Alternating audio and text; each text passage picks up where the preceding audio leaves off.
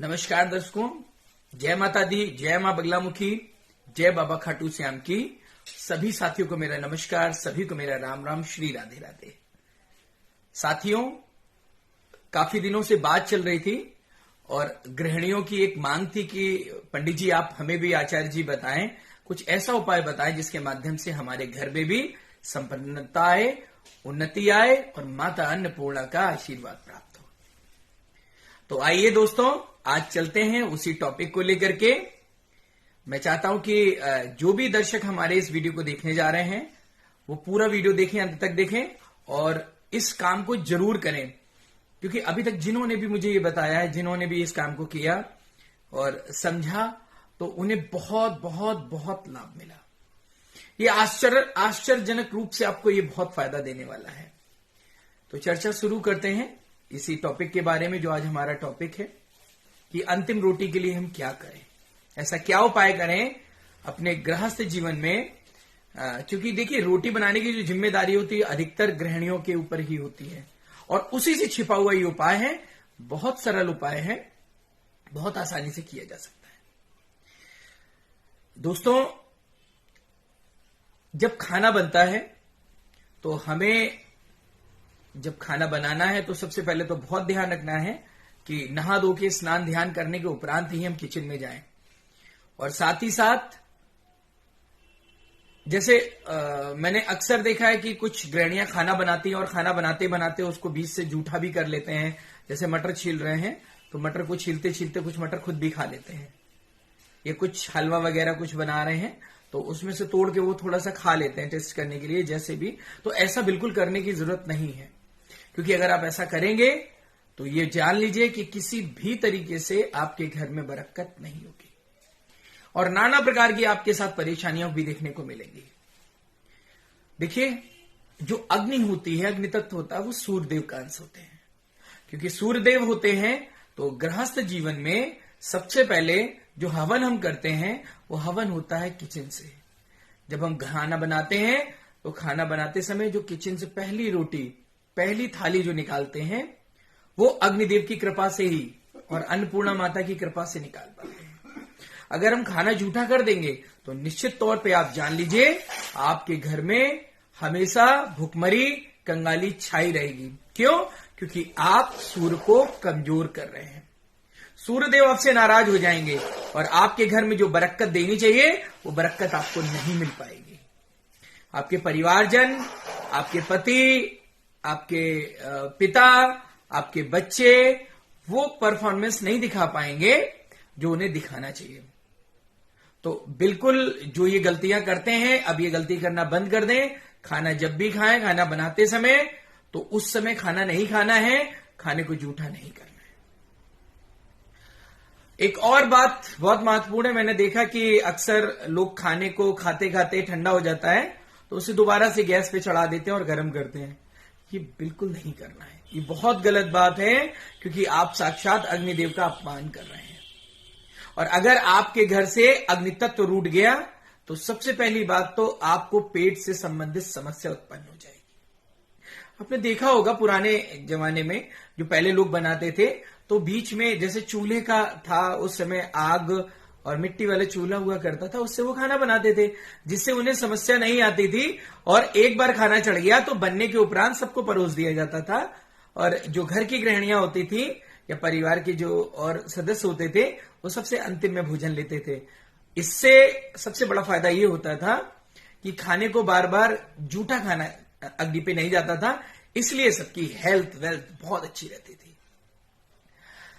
तो हमें आज गैस का जमाना है, कुकिंग फास्ट होती है, तो हमें फिर भी ध्यान रखना है कि जूठे खाने को हमें नहीं चढ़ाना है। ठीक है? जूठा खाना हमें गर्म किसी भी स्थिति पे नहीं करना है। एक दूसरी और बात कि जब थाली परोसी जाती है तो मैंने देखा है कि लोग ऐसे करके रोटी फाड़ देते हैं। तो देखिए, ये जो तरीका है ये बिल्कुल गलत है। हमें रोटी को इस तरीके से, अपमानजनक तरीके से नहीं करना। और हमें खाने को, अगर रोटी को काटना है, तोड़ना है, तो उसे 4 भागों में सबसे पहले विभाजित करिए।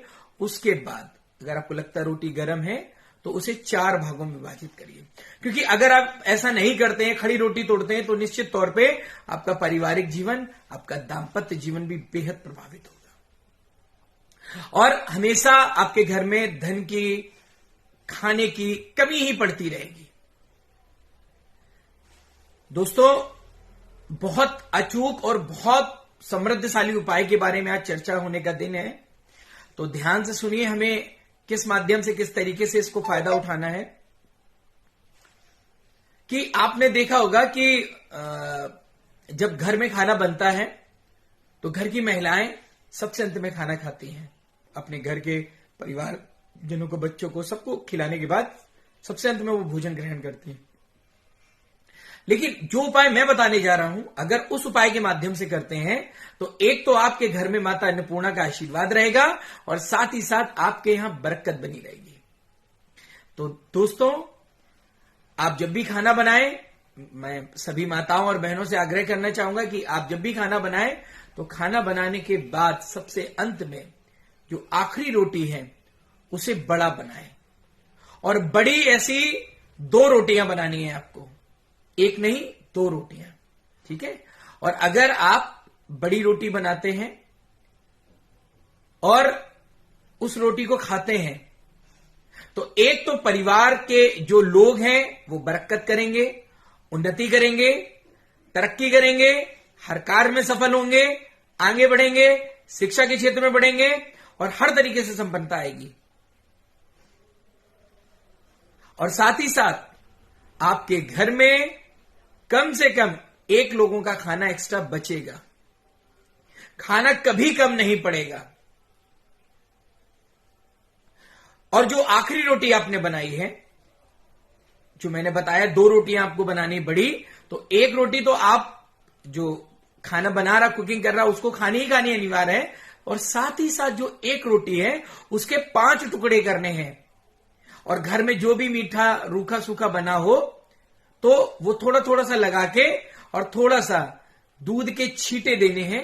और देने के उपरांत उन 5 टुकड़ों को आपको गाय के नाम, पूर्वजों के नाम, भिखारी के नाम, काले कुत्ते के नाम, कौए के नाम, ऐसे मन में सोचते हुए, ऐसा मन में विचारधारा करते हुए हमें वो गाय को खिला देनी है, कुत्ते को खिला देनी है, कौए को खिला देनी है, कभी कभार भिखारी को दे देनी है।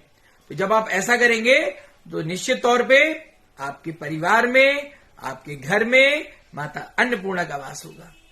ये एक बहुत अचूक उपाय है। मैंने आज तक जिसे भी बताया है उसने किया और इसका पूरा पूरा फायदा उठाया है। तो पूरे विश्वास, श्रद्धा और ईमानदारी से इस उपाय को जरूर करिए। और हां, एक चीज और आपने देखा होगा कि हम जब पुराने जमाने में भी कुछ खाना बनता था, खाना लोग खाते थे, तो अंत में थोड़ा सा मीठा वगैरह जरूर करवा लेते थे। तो मैं जरूर चाहूंगा कि आप आखिरी में थोड़ा सा कुछ चीनी और थोड़ा दूध अपने तवे पे या कढ़ाई में जरूर छींटे मार दें। इससे आपके घर में वास्तु से संबंधित और अग्नि से संबंधित समस्या कभी उत्पन्न नहीं होगी। इसी महत्वपूर्ण जानकारी के साथ मैं आप सभी से कहूंगा, इस महत्वपूर्ण जानकारी को अधिक से अधिक शेयर करें। आप सभी को नमस्कार, सभी को जय माता की, राधे राधे, जय बाबा खाटू श्याम।